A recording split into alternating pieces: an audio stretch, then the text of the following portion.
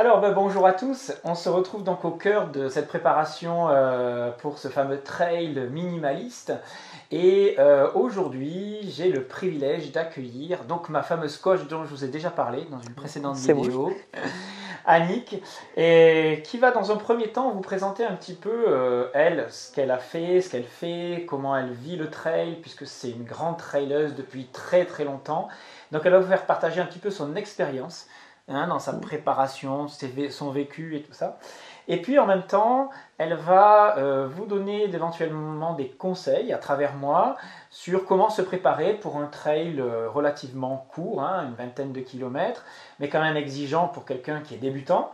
Et on va profiter un petit peu de son expérience. Alors, si tu veux bien, Annick, je suis très heureux déjà de te recevoir parce que bon, tu es un personnage, on te côtoie un petit peu au quotidien, moi je te vois souvent, mais en tant que traileuse, c'est dans ce statut-là que je te reçois aujourd'hui. Alors, déjà, est-ce que tu pourrais te présenter et nous raconter un petit peu ce qui t'a amené au trail, d'où tu viens et ce que tu fais, puisqu'en fait c'est une traileuse qui fait quand même du long trail, on est bien d'accord? Tout à fait, oui. Alors, raconte-nous un peu qui tu es. Alors, au début, en fait, moi je suis d'une famille de 3 enfants, et tout au début, j'étais la petite dernière qui voulait toujours suivre les grandes sœurs, et très tôt, avec mon père, j'ai fait beaucoup de haute montagne. À 6 ans, je faisais déjà dans les 20 km avec 2000 mètres de dénivelé facilement. Donc j'avais... Comme Kylian Jornet. Ouais, enfin, j'ai quand même pas la prétention. Moi, je suis une locale. Non, mais c'est un petit peu la même. Mais c'est un peu ça. C'est-à-dire, j'ai une éducation vraiment très, très physique et c'était tout à fait normal, quoi. Il y avait pas de dépassement de soi. On était tout contents et puis on faisait de la rando. Ado, j'ai plus fait des sommets, genre le Mont Blanc, des 4000 mètres. J'ai fait pas mal de 4000 avec mon père, toujours en randonnée. Et bon, après j'ai fait un peu d'athlétisme, j'ai fait du cross. J'ai eu un moment où je me suis arrêtée quand j'ai eu mes enfants. Bon, je me promenais avec eux, mais il n'y avait pas vraiment d'entraînement. Juste pour dire, c'était il y a 40 ans ça. Ouais. Aujourd'hui, tu as donc 60 ans. Aujourd'hui, j'ai 60 ans, ouais. Il faut quand même le dire, il y a 60 ans, tu fais encore des courses de plus de 100 km facilement. Dans de la montagne, voilà, c'était juste pour préciser qui tu étais.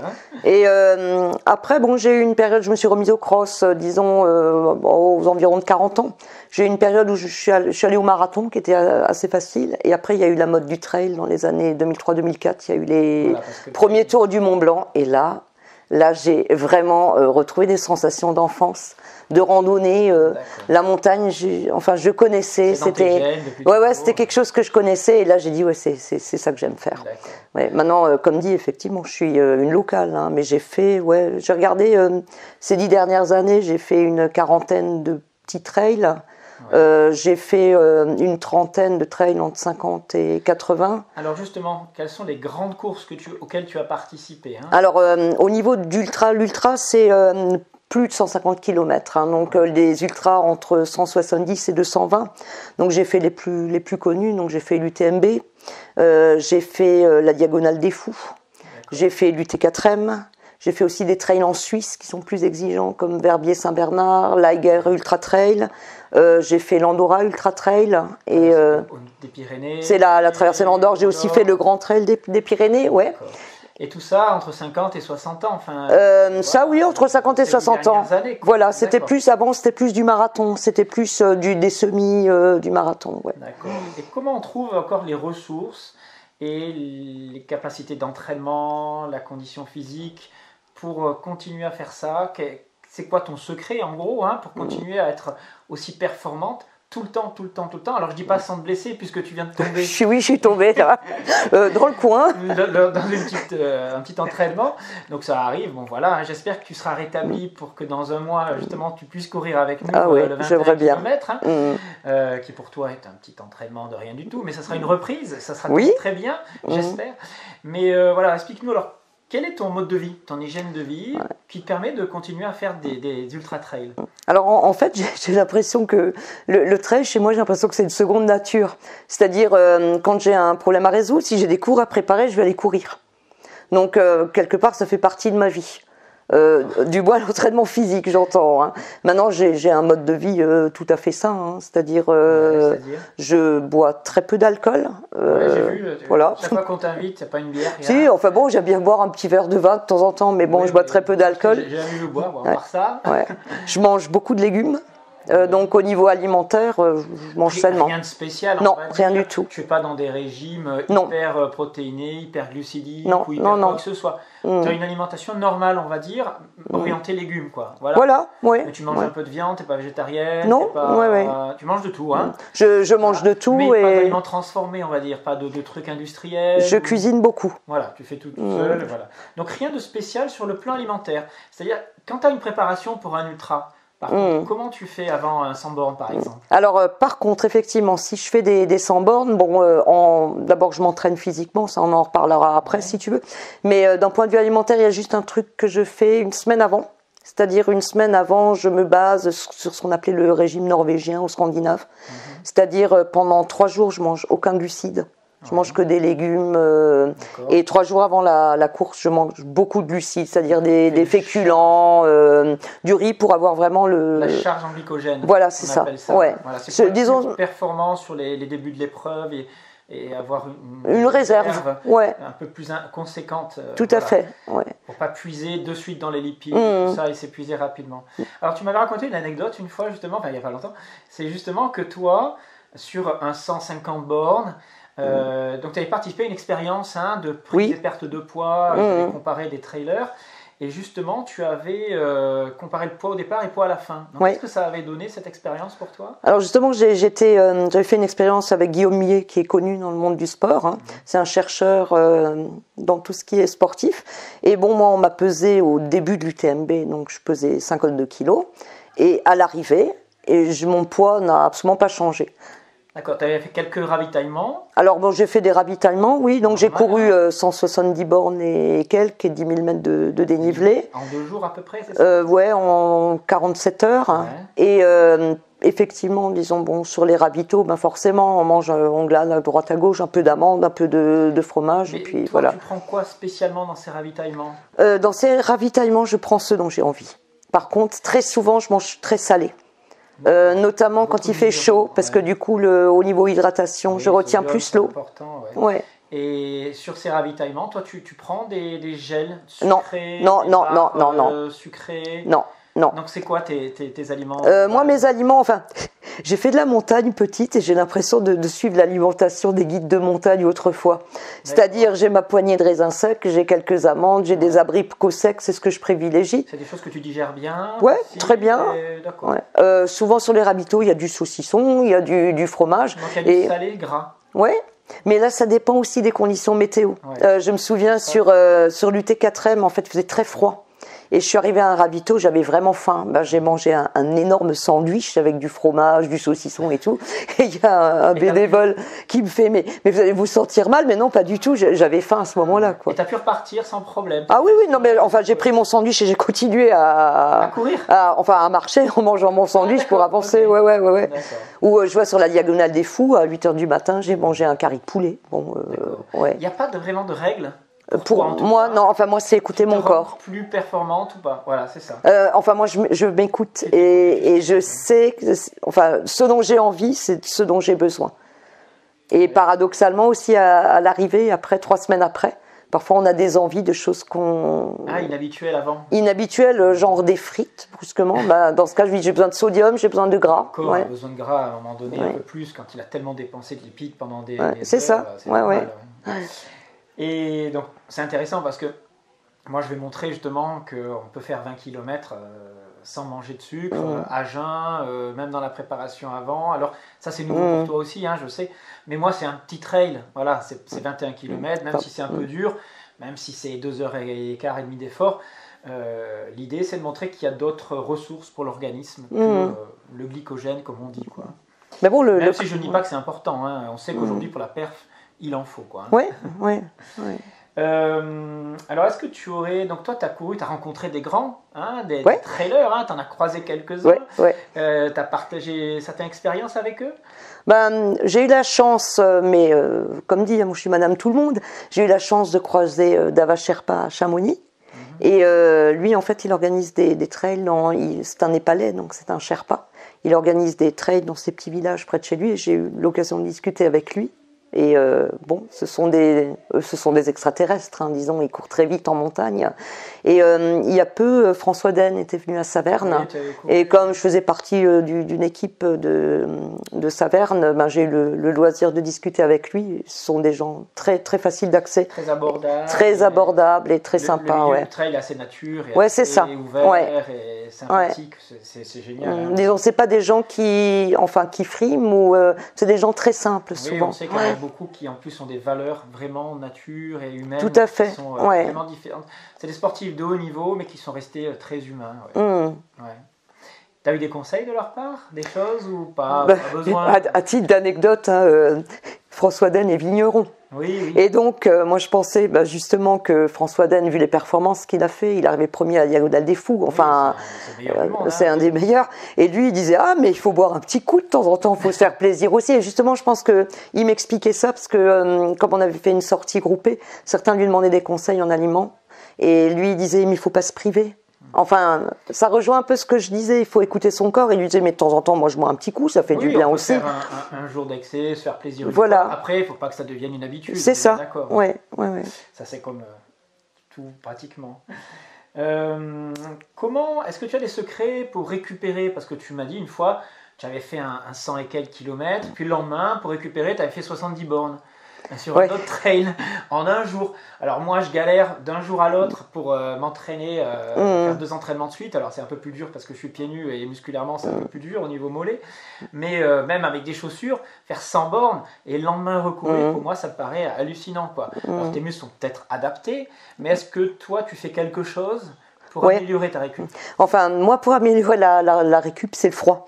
Je dirais même au beau milieu d'un ultra, si je commence à avoir, je sais pas, des crampes ou autre, un bon petit bain là avec les mollets dans un petit torrent d'eau froide, c'est super.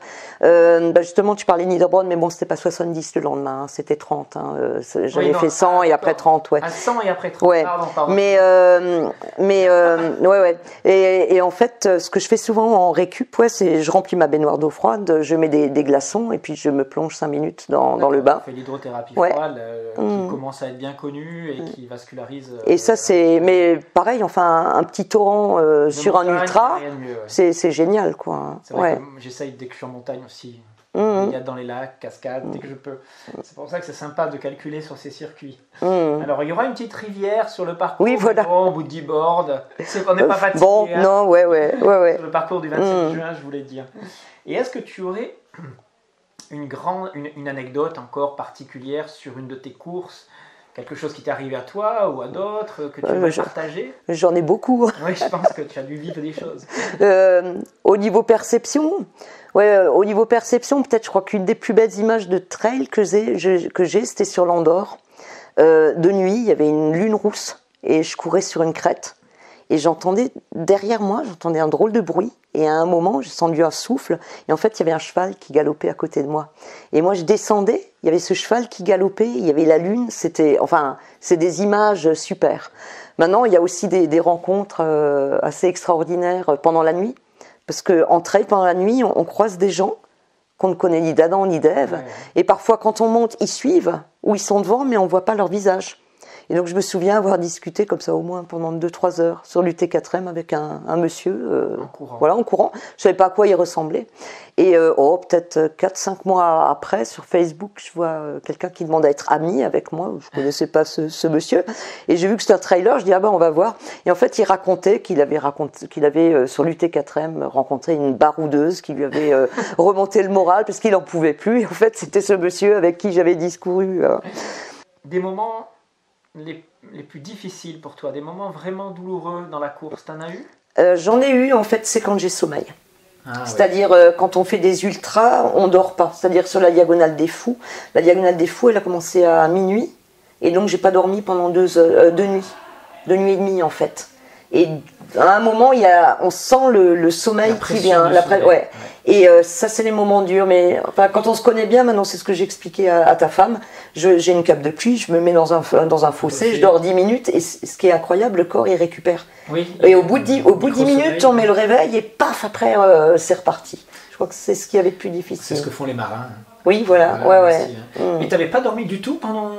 Alors pendant 2 jours et demi. Bah disons même justement. Pas ces 5 minutes de Si, je faisais des micro-siestes. Tu faisais des micro-siestes quand t'en pouvais vraiment plus, quoi. Voilà, c'est-à-dire quand vraiment tu sens la pression qui est trop la pression du sommeil, sûr, quoi. Tu vas t'endormir, ouais. D'accord. Et pour toi, ce qui représente ton plus grand exploit, ton plus grand défi réalisé? C'est vachement dur parce que. Ouais, t'en as fait beaucoup. Non, mais chaque fois que tu arrives à la fin, tu dis waouh, c'était trop bien. Mais je peux pas te dire quel était le plus grand. Chacun est différent. Oui. Chacun est authentique. Mais celui qui t'a laissé le plus grand souvenir émotionnellement? Je dirais chaque fois, c'est le dernier que j'ai fait. D'accord. Et après, j'en refais un autre. Je dis ah ouais, il est bien aussi. Donc le dernier en date là actuellement, c'était l'Andorra, où j'ai eu aussi la chance je me suis bien classée et j'étais mais vraiment j'étais très étonnée de mon classement et j'étais aussi quand même vachement fière, quoi. Et alors je sais que les trailers n'aiment pas trop parler de leur classement, de leur niveau. Bon, il y a voilà, certains sont sport compétitif, mais compétiteurs, d'autres un peu moins, puisqu'il y a une éthique, il y a des valeurs. Mais je sais pas, dans ta catégorie en France, en Europe, tu te situes où quand tu fais des courses? C'est difficile, je sais pas, c'est des catégories d'âge qu'il y a encore? Alors il y a des catégories d'âge. Maintenant, bon, localement, au niveau Alsace, dans ma catégorie, je suis bien classée. Et encore maintenant, je viens de passer V3, donc je me situe encore. Disons, non, enfin, je me situe en tant que V2, quand j'étais V2. Au niveau local, je me situais pas mal. Maintenant, en Suisse, je me suis souvent classée première, deuxième de ma catégorie. Sur l'Andorra, justement, le 170, il y avait 13 000 mètres de dénivelé. Là, j'ai fait première de ma catégorie, j'étais quand même contente. Parce que c'est très sélectif, hein, comme cours. Il y a deux femmes de 60 ans qui courent sur les ultras? Déjà en 50 ans il n'y en a pas trop. Maintenant je teste les 60 ans, donc je pense qu'il y en aura beaucoup moins, tu vois. Mais quand tu dis beaucoup moins, quand tu fais un ultra comme l'UTMB ou... Bon, sur l'UTMB aussi il y avait quand même pas mal de femmes de plus de 60. Ah oui, 50-60 sur l'UTMB, sur les très très grosses courses, tu vois. Mais maintenant c'est paradoxal aussi, plus tu fais des courses mais vraiment engagées, très techniques, plus elles sont alpines ou pyrénéennes, hein, et moins elles sont médiatisées. Et là tu as très peu de concurrentes. Par contre, les concurrentes qui prennent le départ, c'est des bonnes. Voilà. C'est des bonnes. On va maintenant aborder la préparation, les conseils que tu pourrais donner à quelqu'un qui veut se mettre au trail, alors pas forcément pieds nus comme je veux le faire, etc. Mais on va dire une préparation pour des trails courts, entre 20 et 30 km, qui est, on va dire, un petit peu sportif, qui court un petit peu, mais qui veut passer le cap du jogging au trail. Qu'est-ce que tu conseillerais? Alors, comme moi dans ma situation, par exemple, j'avais 2 mois de préparation. Qu'est-ce que tu conseillerais pour arriver au bout de 2 mois, 3 mois à faire un trail comme ça? Alors, la première chose, si on vient du running, si on avait l'habitude de faire des 5-10 km sur route, surtout ne pas vouloir faire un temps au kilomètre. Pourquoi? Parce que le trail, en fait, c'est vallonné. Donc, on n'a pas la même allure en montant qu'en descendant. Deuxièmement, au niveau de l'entraînement, il faut être très très régulier sur 2 mois ou sur 8 semaines. Et varier l'entraînement. Quand tu dis régulier, c'est s'entraîner 3 fois par semaine, quoi. Déjà avec un entraînement 3 fois par semaine, c'est déjà pas mal. Hein. Mais dans ce cas, varier, c'est-à-dire faire un entraînement qui est plus fractionné, c'est-à-dire on peut plus travailler le cœur à une vitesse élevée, et une autre où on court beaucoup plus lentement pour travailler l'endurance. Et je pense que ça, c'est les 2 secrets. Ne jamais faire toujours la même sortie sur le même rythme. Là, on ne progresse pas. Parce que c'est une activité quand même où il y a des variations de rythme, c'est ça. Avec les montées, les descentes, les adaptations assez rapides. Voilà. Donc, toi, dans ton plan d'entraînement que tu m'as donné, parce que c'est toi ma coach pour ma préparation du 27 juin, donc il y avait 3 entraînements. Je t'avais dit que je pouvais faire 3 entraînements par semaine.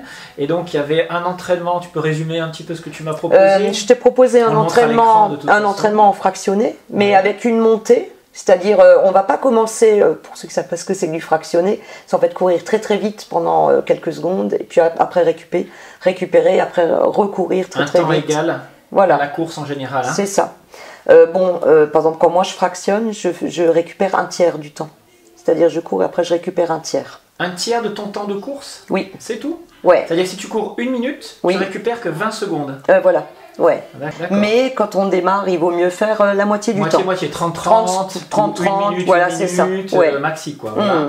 D'accord. Donc, et l'intérêt de ce mode-là, alors, on court à VMA en général, hein, c'est ça, vitesse maximale aérobie. Oui. C'est-à-dire qu'on calcule en faisant un petit test de VO2 max, plus sur un circuit, un petit truc, et on détermine sa vitesse au-delà de laquelle on passe dans un seuil où on produit beaucoup plus de lactate. Hein, il ne faut pas dépasser ce seuil ou travailler à ce seuil-là, on va dire. Et enfin, d'une manière générale, si on fait par exemple 30 secondes vite, 30 secondes plus lentement, on va très très très très vite à la limite de ces... possible, mais c'est pas du sprint, mais il est juste en dessous. Quoi. Voilà. Ouais.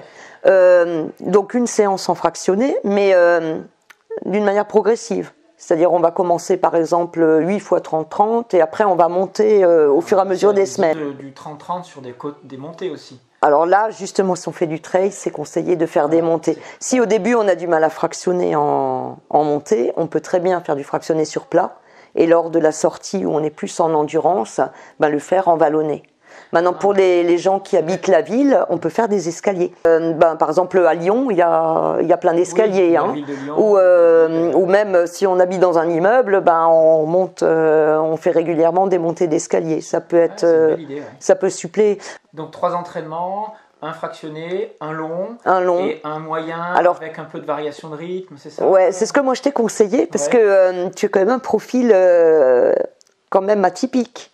Maintenant, quelqu'un vraiment qui démarrait, moi s'il n'a pas l'habitude de faire du cardio, je lui conseillerais de faire 2 séances de fractionné et une séance, disons, plus d'endurance longue. C'est-à-dire, on va courir sur un temps plus long, on commence à 45 minutes et après on monte en puissance au fur et à mesure de l'entraînement. Et là, on essaie de courir de telle manière à pouvoir parler, mais en étant un tout petit peu essoufflé. Ça ne sert à rien d'aller au-delà. Ça ne sert à rien de se griller. Non, pas du tout. Parce que là, on travaille sur l'endurance. Voilà, ouais. Ok. Et est-ce que tu as des conseils, toi, au niveau nutrition, hygiène de vie, récupération, tu l'as dit, pour une préparation sur ce trail-là, rien de particulier, de spécial disons, au niveau hygiène de vie, forcément, par exemple, boire de l'alcool 15 jours avant, je ne conseillerais pas. Non, bien sûr. Se gaver de pizza ou de trucs gras la veille ou la semaine du trail, non. Rien de spécial, sinon c'est... Voilà, il n'y a pas de secret, de magie. Bon, il y a des petits trucs qu'on peut améliorer. Par exemple, l'équipement, faire attention aux chaussures. Faire attention, par exemple, moi je sais que je passe mes pieds au citron. De telle manière à ce qu'ils soient, pour éviter les frottements, des petites ampoules. Mais ça, c'est pour les longs, on va dire, parce que là, on risque, ou quand on s'entraîne régulièrement beaucoup, quoi, à ce moment-là. Justement, est-ce que toi, tu as des tendinites, tu as des inflammations avec tous les entraînements? Alors, tu t'entraînes combien de fois par semaine encore aujourd'hui? Alors, toi, pour te préparer à des longs trails? Alors, pour me préparer à des longs trails, enfin, généralement, je coupais, parce qu'on a eu le confinement, hein, donc tout est devenu un petit peu plus compliqué. Mais avant un long trail, en fait, je coupais mon année. C'est-à-dire, en hiver, je faisais des crosses.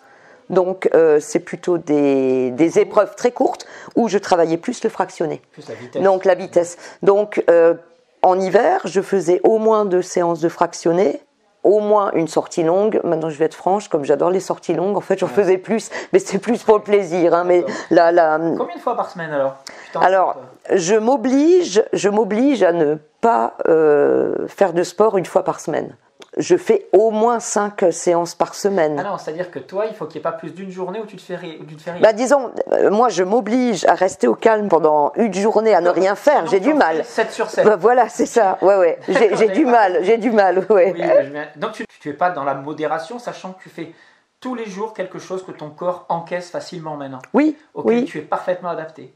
Alors, est-ce que je suis parfaitement adapté ou est-ce que c'est un besoin vital ou est-ce que ça fait partie d'un art de vivre Que ce soit un besoin, ça je veux bien comprendre pour toi, mais tu dépasses jamais tes limites pour pouvoir le lendemain rester encore apte. Alors, pratique, c'est ça en fait. Non, je me grille même sur un ultra, je pense que je ne me grille pas. Parce Ah que, ouais. ouais, mais c'est intéressant parce que justement, l'étude à laquelle j'avais participé mesurait ta force musculaire. Et donc, le chercheur m'avait fait faire un test. En fait, il regardait la force du mollet avant l'UTMB et après. Ouais. Et en fait, il avait dit, mais t'as pas mis la patate, hein, t'en as encore C'est-à-dire que de... la fibre n'avait pas été trop Non, endommagée. non, et j'avais encore une force. Normalement, il y a certains coureurs qui ont la force, mais vraiment qui diminuent la force musculaire. Et là, j'avais encore. Ce qu'il fallait, quoi, ton organisme. J'aurais pu continuer, En fait, disons. toi, tu consommes très peu d'énergie par Oui. rapport à d'autres. Ton métabolisme est parfaitement adapté à des efforts longs, Je pense, oui. ta musculature, tout. Depuis ton enfance, moi je pense que ça s'est mis en place puisque tu faisais déjà des longues balades avec tes parents. Très jeune. Donc je pense que tu as une fibre musculaire qui est parfaitement créée pour ça. Enfin, j'ai une fibre et ça c'est aussi le chercheur avec qui j'ai bossé qui l'a fait remarquer. Et là, on n'est pas égaux. C'est-à-dire, toi, tu nais avec un potentiel ou pas. Oui, c'est clair. Et bon, je suis d'une famille aussi de sport. Bon, familialement, bon, j'ai par exemple mon neveu qui a fait les championnats d'Europe en ski de fond. J'ai ma sœur qui a fait le Paris-Dakar en course à pied dans les années 88. Donc, génétique de ouf. Voilà, c'est ça. Et là, quelque part, merci les parents, on n'en peut rien. Mais après, tu l'entretiens régulièrement aussi. C'est ça, voilà. ouais. J'ai beaucoup plus de fibres explosives type 2. Ouais. Tu vois, je suis entre les deux. Tu vois, moi, je suis ni endurant, ni parfaitement explosif. Je suis vraiment entre les deux. Et je congestionne très vite dans les côtes. Je me suis aperçu que ça brûlait rapidement dans les côtes, même si j'y arrivais. Et sur le plan du souffle, ça va. Ça brûle très très vite, quoi. Surtout dans les premiers entraînements. Et surtout si je suis fatigué de la veille, alors là, ça congestionne à mort, quoi. Et voilà. Et donc je pense que j'ai une adaptation à mettre en place, aller vers une fibre qui s'adapte mieux, quoi. Et pour ça, il va falloir que je m'entraîne. Il n'y a pas de secret, je pense, tranquillement dans les côtes. Mais justement, si tu dis que dans les côtes, tu as du mal, tu n'as pas intérêt à tout de suite attaquer des côtes très raides. Il vaut mieux y aller en faux plat montant et augmenter la pente progressivement. Bon, là, j'ai plus trop de temps, il me reste un mois.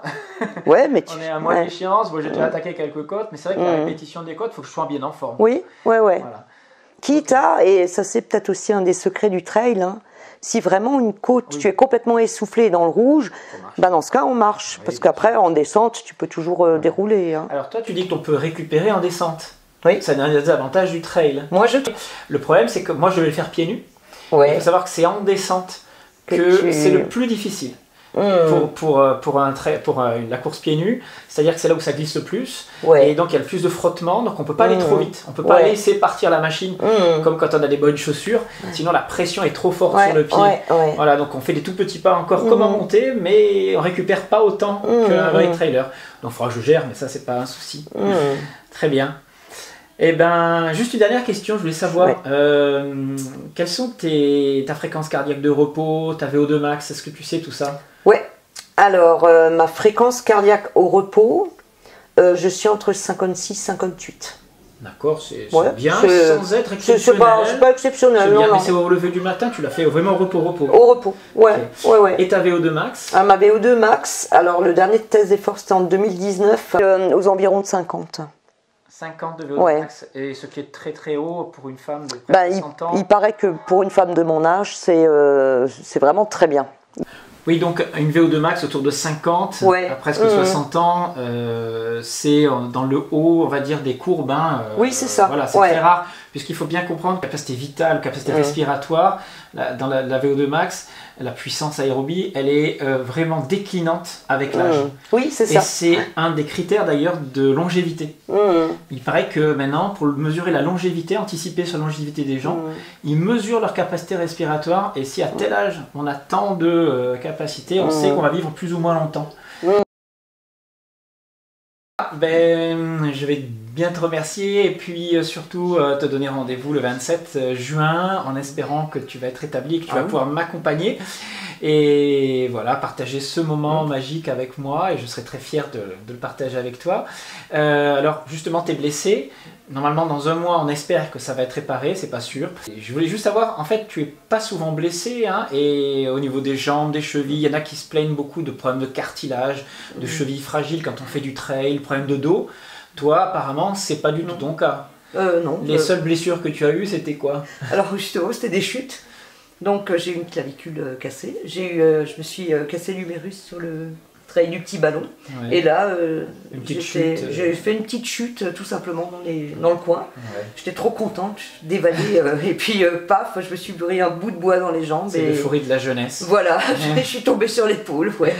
Bon, comme quoi, voilà, sur une carrière de, je sais pas, 40, 50 ans où tu oui, ça va encore, courses, ouais. ça va encore très bien. Et les articulations ne sont pas fragilisées. Hein, je veux dire, tu n'es pas limité articulairement. Non, visiblement non. Voilà, donc c'est quelque chose qu'on peut pratiquer régulièrement, à condition d'être respectueux de certains chocs, règles, etc. Hein. Alors à très bientôt. Oui. Et je t'embrasse vraiment parce que je suis très heureux de partager tout ça avec toi. Et j'espère que tout le monde va profiter de cette belle expérience. Oui.